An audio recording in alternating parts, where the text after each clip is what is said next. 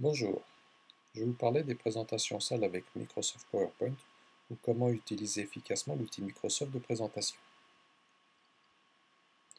Tout d'abord, regardons qu'est-ce que c'est qu'une présentation. Vous avez sur l'image la présentation avec l'orateur et les participants à la présentation. Donc déjà l'orateur, il peut être soit derrière un pupitre, soit debout à côté de l'écran, soit directement assis au milieu des participants. Le public, il faut se poser une question du niveau des connaissances du sujet présenté, des attendus vis-à-vis de la présentation. Les supports, donc nous avons la présentation format PowerPoint, le guide à l'attention de l'orateur et les documents à l'attention des stagiaires. Il ne faut pas mélanger, ce sont bien trois documents différents. Donc maintenant, venons-en au cœur du sujet.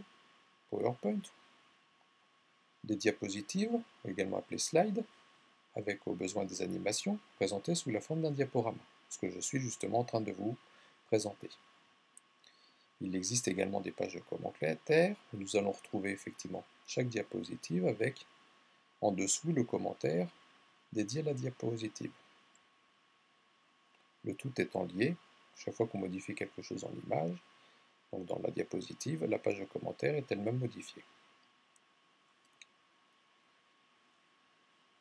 Regardons une règle de présentation.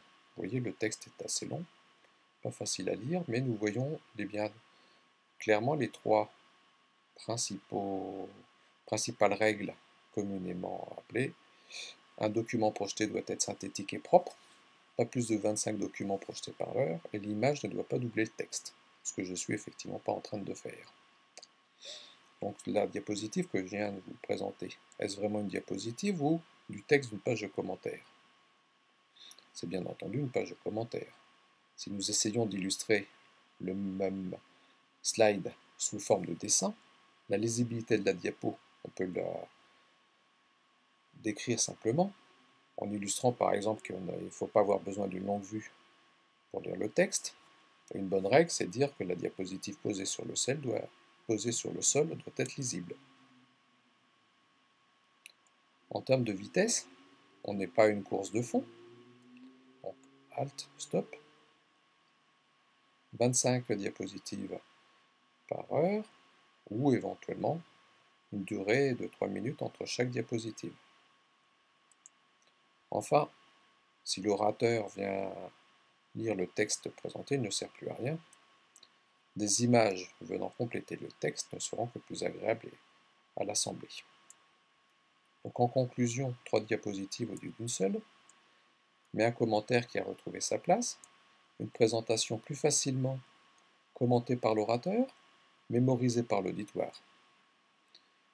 Et un petit bonus en passant, pour traduire dans d'autres langues, traduire des dessins, c'est quand même nettement plus simple. En annexe, je vous ai parlé des différents types de documents.